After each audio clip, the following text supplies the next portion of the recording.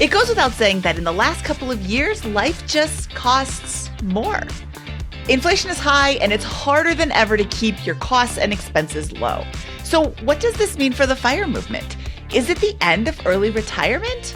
Today, we're going to find out. Hello, and welcome to the BiggerPockets Money Podcast. My name is Mindy Jensen, and with me, as always, is my young at heart co-host, Scott Trench. Great to be here, Mindy. You never miss a beat. Aww. Yeah, you see what I did there? Yeah. BiggerPockets has a goal of creating 1 million millionaires. You are in the right place here at BiggerPockets Money if you want to get your financial house in order, because we truly believe financial freedom is attainable for everyone, no matter when or where you're starting, or which financial influencers are telling you that the FIRE movement's dead to get some clicks. Ooh, that's a good one. You know, Scott, since today's episode is called, Is the FIRE Movement Dead? Let me start off with you. Do you think the FIRE movement is dead? Nope. All right. Well, that wraps up this episode. Just kidding. Scott, let's go back to the beginning and let's talk to our listeners about what the FIRE movement is, just very briefly, and how it got started. Yeah, I mean, where it got started, wow. I think that the history of the FIRE movement, some people would maybe call it beginning with Your Money or Your Life, maybe Rich Dad, Poor Dad. They might go back in time to Richest Man in Babylon. They might even go back to Think and Grow Rich in the early 1900s, maybe even before that. So this concept of building wealth has been around forever. The concept of financial independence, retire early, I think really gained a lot of traction, or at least it appeared to me that it was really blossoming maybe in the early 2010s, maybe by 2012, 2013, 2014. I think that an early mover that really kind of ballooned interest in financial independence, I got to give credit to Mr. Money Mustache. Maybe it's just my personal experience, but it seemed like a lot of people who got into this 10, 12 years ago when things really began to swell, cite him as a source of inspiration there. So I think that that's kind of where I would say the groundswell really got going. Of course, he would never say he invented it. He would look up to Jacob Lund-Fisker from Early Retirement Extreme, for example, as some of the folks that he would have learned from, I believe. But this thing's been going for a while, and it's evolved in the sense that people have taken the base concepts and found permutations and evolutions of it, right? 10 years ago, there was FIRE. Now there's barista FIRE, lean FIRE, chubby FIRE, fat FIRE, all these different coast FIRE, right? Whatever with all this. Everyone's taken it and made a spin or an evolution of it or whatever. Gen Z is going to completely reinvent it. They're going to call it quiet quitting or whatever they call it. My daughter and Gen A will figure out a new term for it at some point. But this concept has been around forever. And I think that that's my perspective on the evolution of it, at least.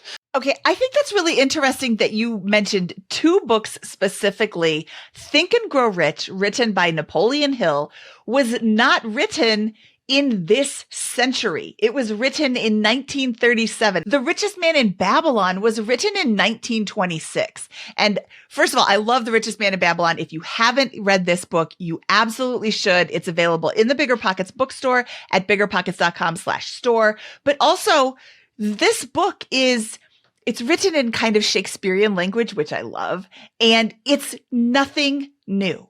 It is, well, maybe at the time it was new, but it was spend less than you earn. Invest wisely with people who know what they're doing. Prioritize saving. And for something to be 98 years old and still be relevant, that's a timeless classic that is always going to be relevant. And therefore, the FIRE movement isn't going to die, because people are going to take the lessons from these books and all the other ones that you listed and the bloggers and the podcasts and everything. And they're going to be like, oh, I don't have to work until I'm 65. I can work until I'm 65, but I don't have to. And now a whole world just opens up. So with that in mind, how could this movement ever die? Scott, can you define FIRE? FIRE is financial independence. It's the feeling of one being able to leave their job and stop working.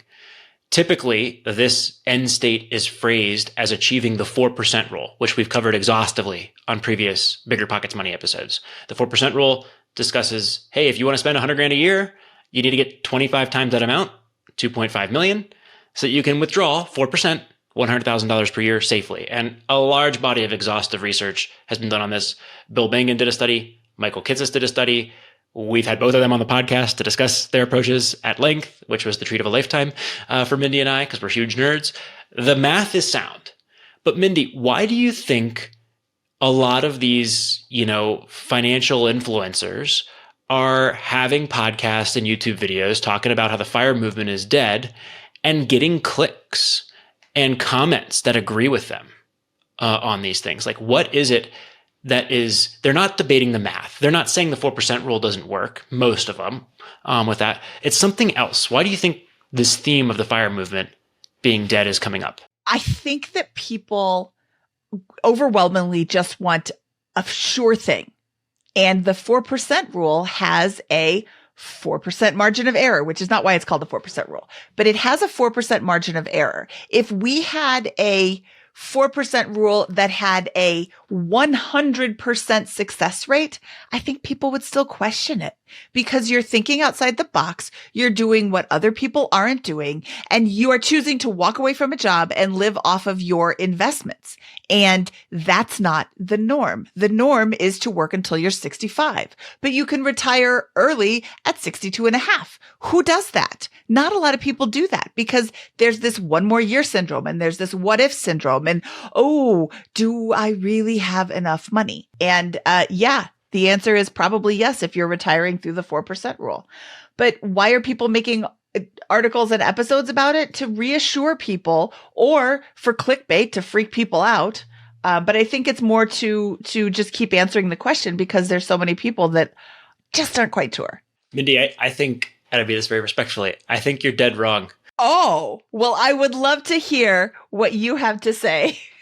Like what is FIRE? How do you achieve it, right? Well, you earn a high income. These are people who earn $100,000+ a year, right? If you're not on track to earn $100,000 plus a year, while it's possible to achieve financial independence early, not likely. Those are outlier situations. Everyone's looking for the story of the person who earns $50,000 a year, has no side hustle, has no luck, has no inheritance, has no friends, has no family to help them out to defray any expenses, and does it completely on their own in a position of extreme lack of privilege, right? And while that exists, it just doesn't happen very often. That's not the story of FIRE, right? That's not how it works in the world. Many people start in that position, but something goes right? They might have a real estate investment or a crypto investment or a stock investment or a career change or a business they start or whatever it is that powers them to financial independence. And people, I think, struggle with the reality of either they're going to have to do that and spend nights and weekends finding ways, reading books, working second jobs, sacrificing their life, the lifestyle that they want to live in order to accumulate wealth, or they're going to have to earn a really high income and live way below their means for a very extended period of time, 5, 7, 10 years. And most people are not willing to do that. You and I are crazy enough to do that. You've live and flipped 15 times. When I met my wife, she moved into my duplex that had no heater in it because it was April. And I don't need a heater in the duplex until October, of course, because it's Colorado. We got the heater a few days later. Okay.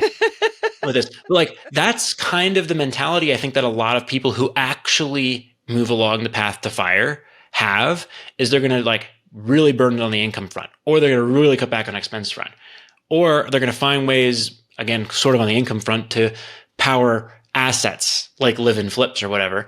And people don't want to do that. And they realize they're giving up a lot to get to FIRE. And I think that while the idea of FIRE sounds so great, that lived reality is not worth it to a lot of people. And most people will never attain it. Most people should never try. And it's only us money nerds that will actually get there. And the benefits are absolutely worth it for us, right? Like, Mindy, you approach the problem as people don't believe the math, right? Because that's how our brains work. Why wouldn't everyone want this? But I don't think that's right. I think other people's brains just work differently. And they're like, that math, I'll believe it all day. But the lived reality of spending Tuesday night reading another business book to get to 50 a year so that I can increase my income is not their idea of fun, right? The idea of, of selling their car that's $25,000 with a $17,000 note, and then using that cash to buy an $8,000 car with $1,000 note is insane to them. The idea of selling their house and moving into a rental is not practicable. And so those are the choices that lead people to financial independence. If you don't make them and you earn a median income and you make no other changes, you will not achieve financial independence in an early fashion. You have to do them, and you have to do it long after you've piled up $500,000 in assets to actually cross the border to true financial independence. And again, most people just aren't willing to do that. And I think that is why there's such a backlash against this, is because so many people like the idea of it, but then the lived reality of grinding for 5, 7, or 10 years to achieve it, a different story. How's that? Okay, so you started off saying that they need a high income, and I was like, "Oh, now look who's dead wrong, Scott."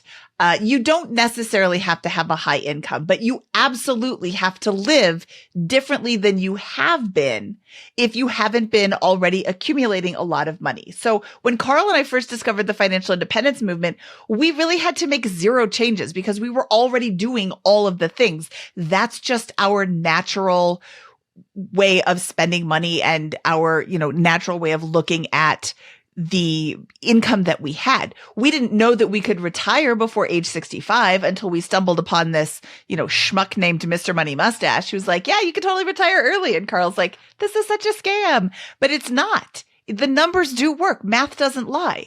But you're right that other people's brains work differently.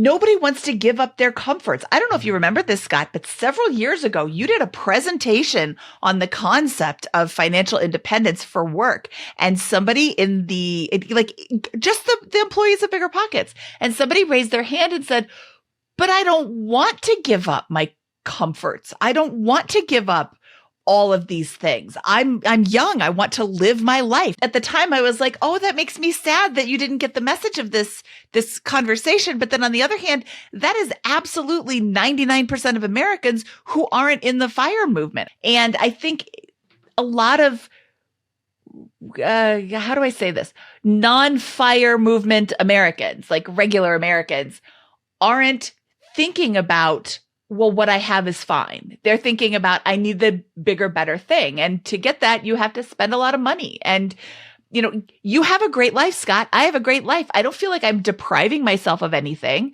Not anymore. That phrase you threw in afterwards is it. Yes, not anymore. I have all the things I could ever want in my lifestyle at this point.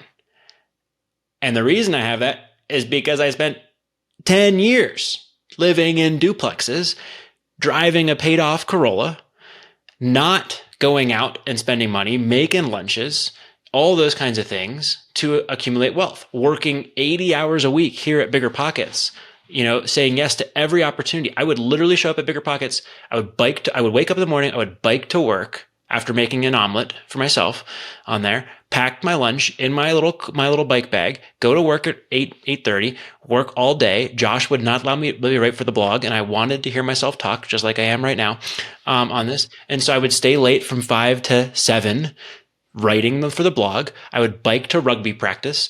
I would attend rugby practice. I would bike home, right? That was my day. On the route, I was listening to educational audiobooks. I did this for years, right? In a row. Like, I'm sure other people have sacrificed way harder than that and are not able to get ahead, but that's what I did. And many of my peers who had the same income levels at that point in time were not doing that same activity set. And that, I think, is it, right? Is I spent like that sacrifice, that 10 years. We had Minority Mindset, Jaspreet on, and he talked about this, the decade of sacrifice. It's that decade of sacrifice that there's a backlash against. And there should be, right? The FIRE movement should not be something that every American pursues. Not every American can be early retired. Only those who are willing to go to create an extreme differential between their production and their consumption and invest wisely are going to have that opportunity to actually retire early. And it is a major sacrifice. And I think that is why there's such a backlash going on against this, right? Another part of this is FIRE is really great. Like, I think that a lot of 20-somethings should go all out for FIRE. But like, I have a 2-year-old daughter right now, and, I don't know if I would have house hacked. Like, there's no way I would have house hacked in the same environment that I lived in when I was first house hacking, right? We're not going to play gunshots or fireworks in the evenings during the summer with my 2-year-old daughter. Like, game's not going to happen around all this, right? So like that's the difference, right? Is at 33, I'm not doing the same things, and I shouldn't, and people shouldn't do that. It should be a longer trajectory to fire, and that's more sustainable. And guess what? Like, burning the midnight oil, working a second job. My daughter's 2 now.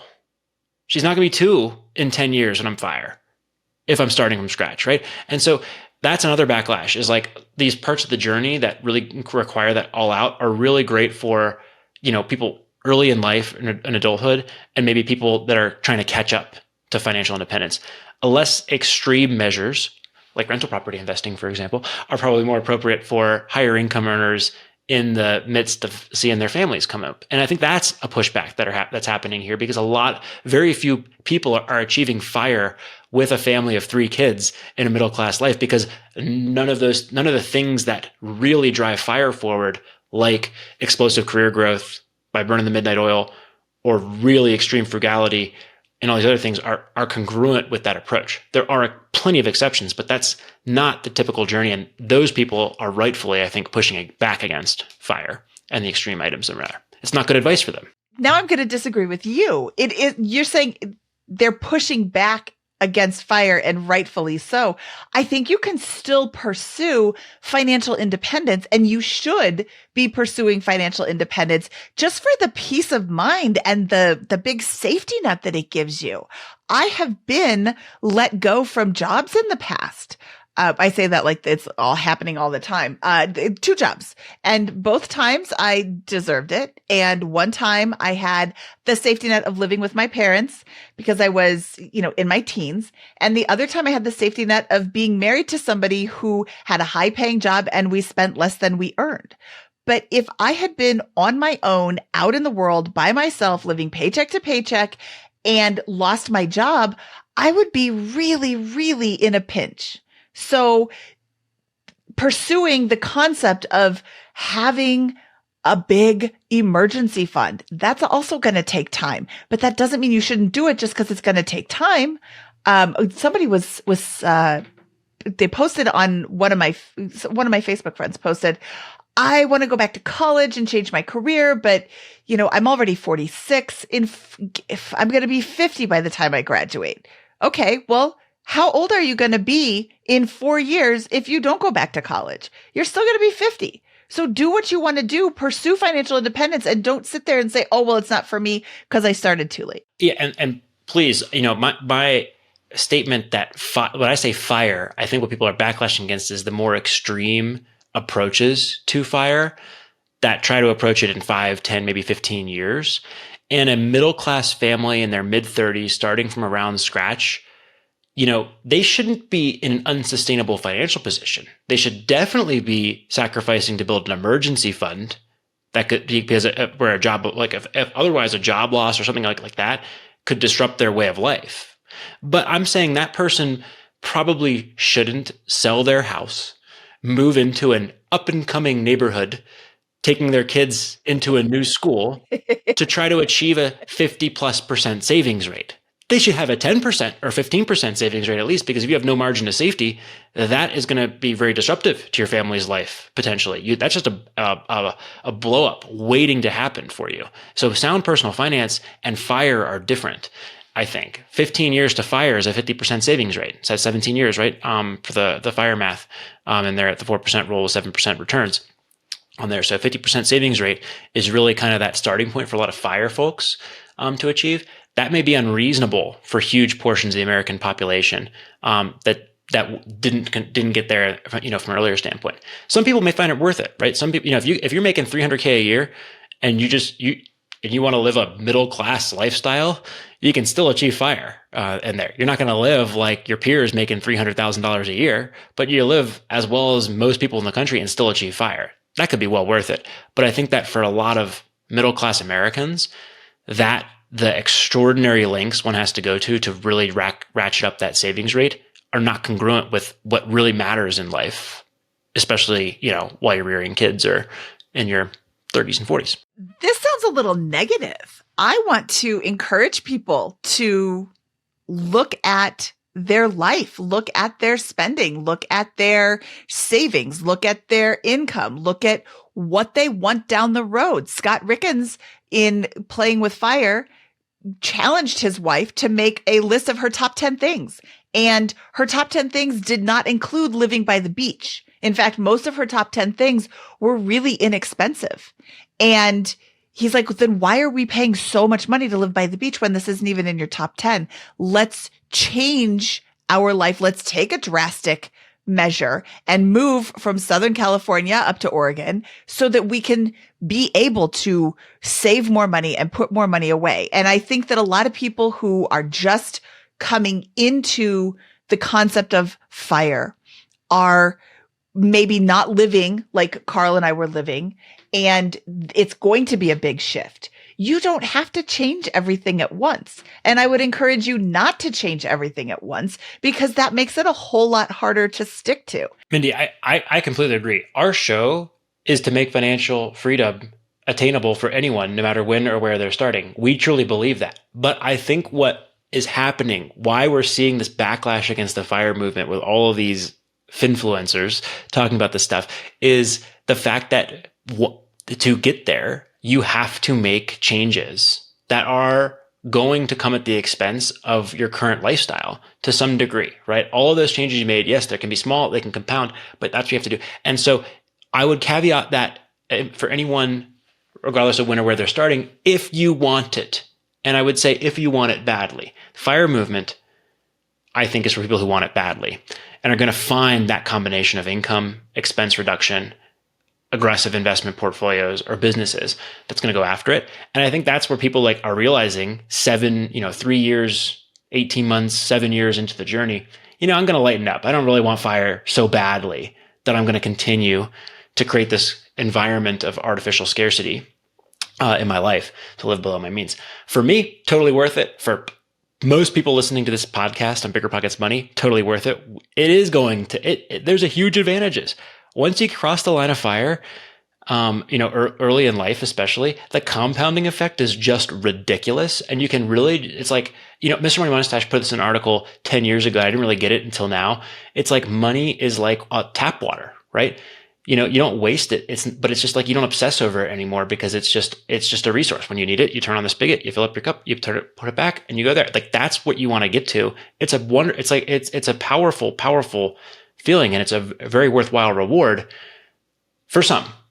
Other people may not want to go all out. And absolutely, like if you're 35 and you're not really willing to make all those changes because you're in a good spot in your life or whatever, make some good personal financial decisions. And in 5-10 years, those can compound to get you very close to the finish line.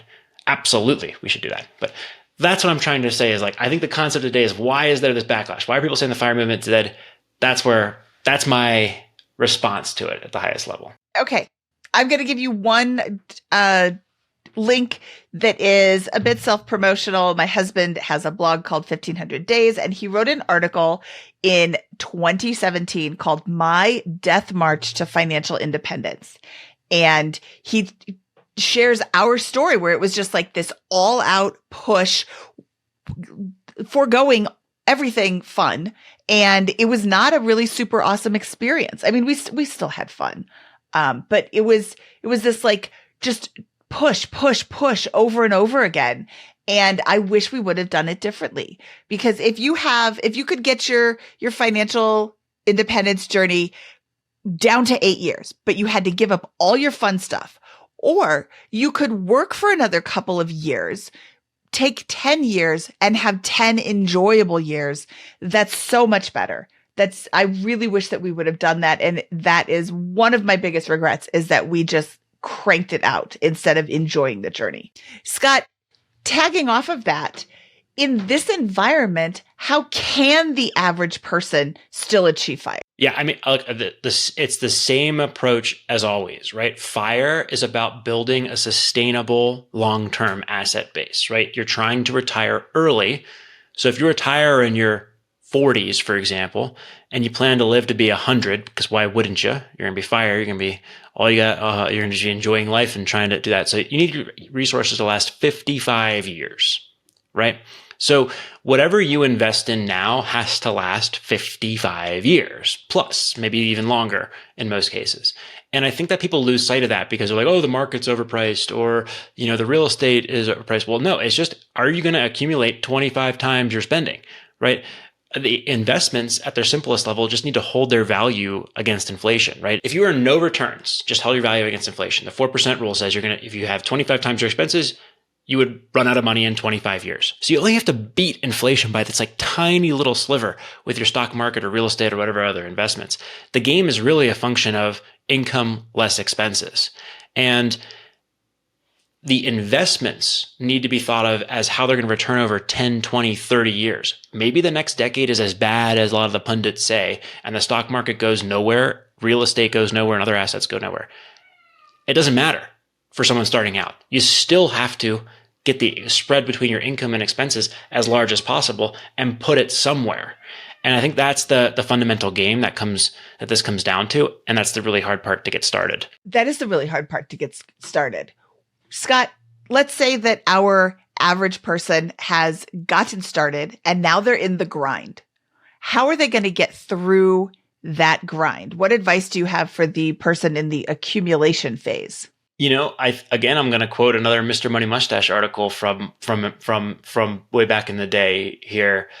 He wrote an article, a reader submitted a question to the effect of, hey, I feel like I'm doing all the right things. My income is relatively good. I got a good job. It's stable. I have very low expenses. My car is paid off. I have no consumer debt. I shop at Aldi. I do all the right things, it seems like. It just, time is passing and it's, the money's piling, but like, what am I doing wrong? How can I accelerate this situation? And his response, I think, was, congratulations. That boring feeling of having everything optimized and automated and starting to accumulate is the feeling of getting rich, right? So the two problems for FIRE are getting that started, right? And like, this is work, right? It's a year to get your expenses into a position where they're as low as is reasonable for the lifestyle you want to live. It is years and decades to get to the career that you want from an ideal perspective. It is, years to really understand and intuit why you're making the investment and portfolio decisions you're making. And then it's just years of grinding it out on there. Those can happen concurrently in many cases, and they do for a lot of people who pursue FIRE. But that's it. And that's the simple and super hard, reality of this for a lot of folks. And by the way, there's plenty of folks out there who do not have the privilege or the ability to go after FIRE in a practical sense in the near term. It might take them several years to get back into a position where they can begin to pursue something like this. But for everyone who does have that privilege, who has the option to cut back their lifestyle or option to get to take on more hours or increase income or whatever, that's it. That's the game, I think. What do you think, Mindy? I think that that's pretty spot on. I think that when you're in the accumulation phase, it is you've gotten to the point where you're kind of on autopilot. You are saving here and saving there. You've got your expenses pretty dialed in. And now's the time to start thinking about what happens after you reach financial independence. I'm a big proponent of having a bucket list and put all sorts of interesting things on there. Have it on your phone, on a note-taking app, so you could just continue to add to it all the time. But also, look into what's on your bucket list and take time to enjoy that journey. And if you can take, let's call an African safari, something on your bucket list. It's not on my bucket list, but maybe it's on somebody else's bucket list. That's like $10,000, $15,000, $20,000 for an African safari. Maybe that's not something you can afford today, but if you're in year 2 of a 12-year journey, you don't have to wait till year 12 to take that $20,000 trip either. So start looking at ways you can incorporate your bucket list items into your life along the journey. Many of your bucket list items will cost money, but many of them will be low cost or even free.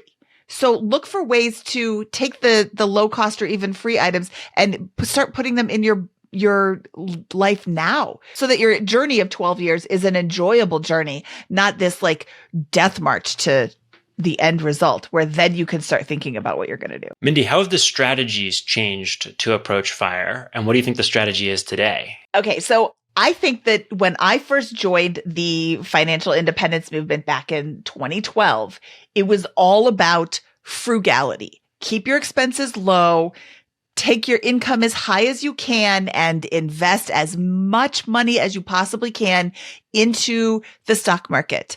There wasn't a lot of content around index funds. So we were doing individual stocks at the time.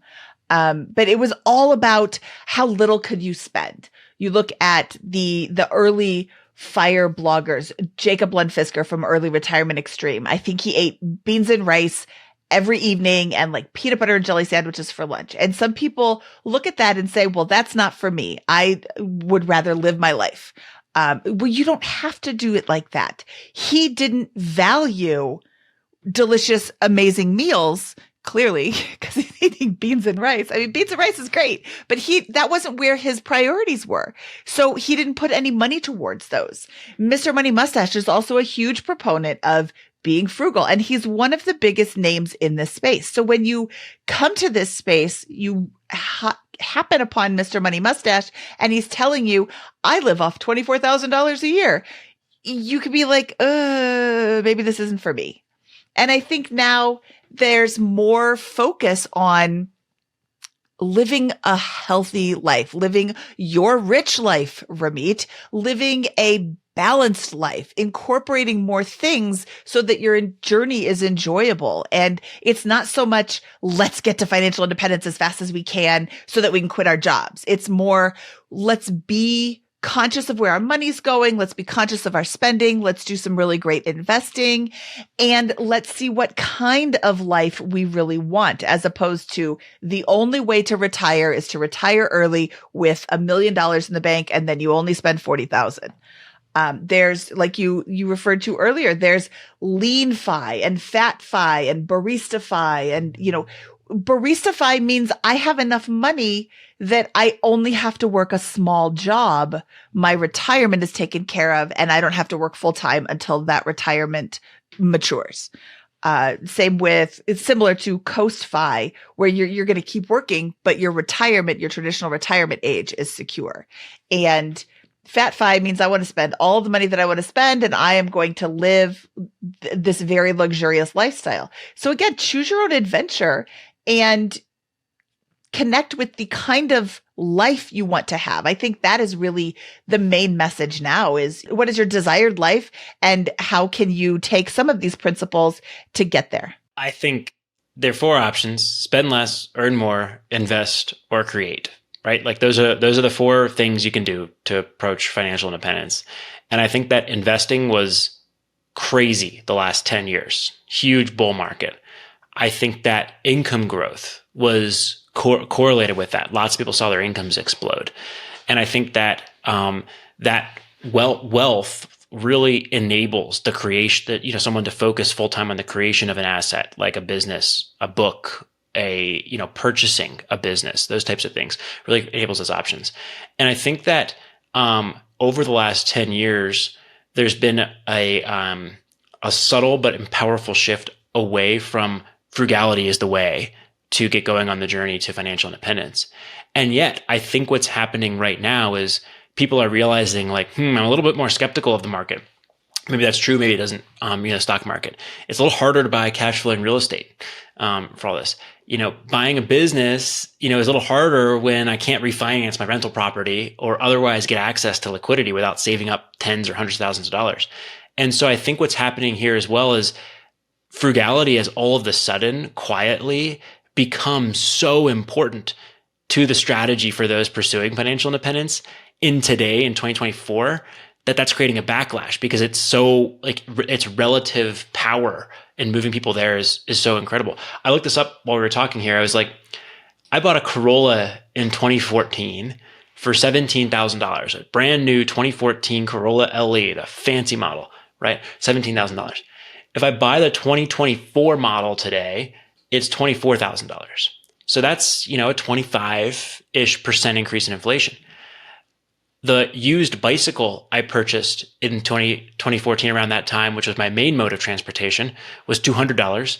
And a similar model goes for $200 today and requires no gas. And so I'm like, okay, inflation is real. But for those who are serious about fire and those types of things, there's certain inflation you can't avoid, right? Especially housing costs if you're a renter, for example, or food, healthy food, the kinds of things you want to do. There are certain types of fun and entertainment, but some of those expenses that are killing American household budgets are avoidable with major strategic choices at the beginning. And a focus on frugality is powerful. And I think that people don't like that because it requires a reduction in standard of living in there. So I would say that's what's changed. Is it started with frugality and we're kind of back there. And that may be a reason for some of the backlash against fire in the last year or two. Scott, you mentioned inflation. I mentioned inflation at the beginning of the show. Do you think people will start to need to adjust their retirement age goals and their retirement numbers due to the inflation that we're seeing right now?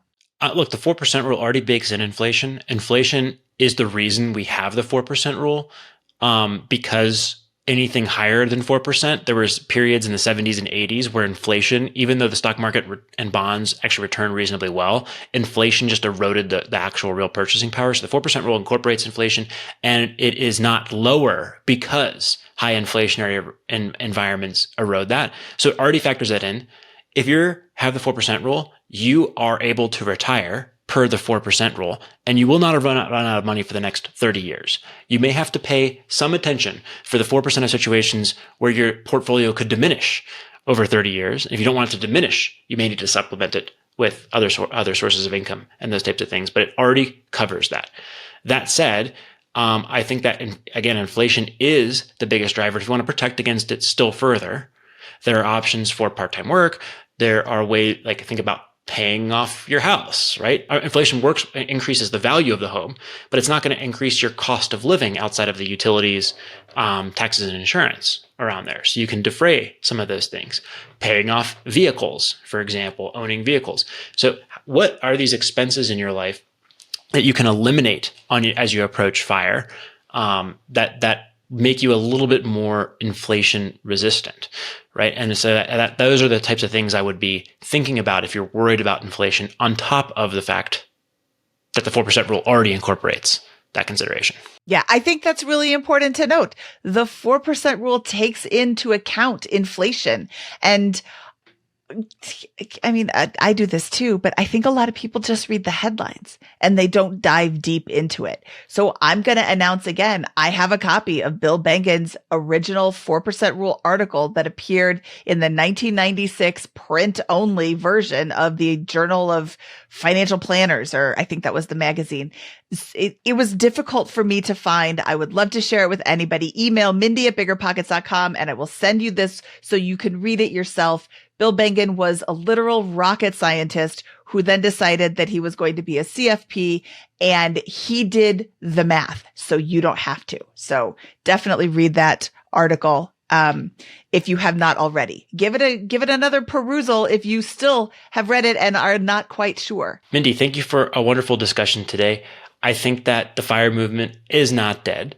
It's just always been for a small core of fairly hardcore people in this country who are willing to seriously delay gratification or move things forward. And it's going as strong as ever among that cohort.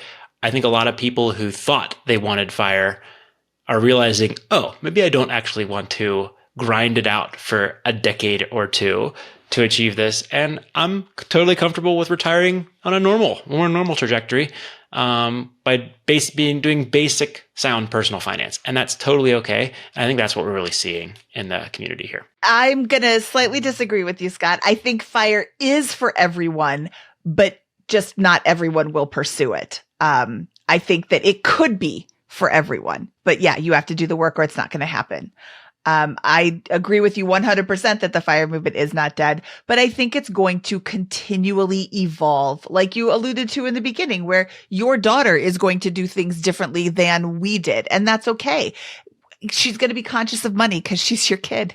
And that, I think, is the most important. if folks are not improving on the things that were done a few years ago, something's wrong. So we love to see that. Everyone takes all these concepts and they make them their own and they improve upon them. And that's what makes 2024 a wonderful time to be alive. 2024 is a wonderful time to be alive, and it's a wonderful time to pursue fire. All right. Thank you so much for our dear listeners for listening to our show today. As a reminder, we do have a website with even more information about investing on it. If you'd like to learn more, go to BiggerPockets.com. All right, Scott, should we get out of here? Let's do it. That wraps up this episode of the Bigger Pockets Money Podcast. Of course, he is the Scott Trench, and I am Mindy Jensen saying, take care, little bear. Bigger Pockets Money was created by Mindy Jensen and Scott Trench. This episode was produced by Eric Knudsen. Copywriting by Calico Content. Post-production by Exodus Media and Chris Micken. Thanks for listening.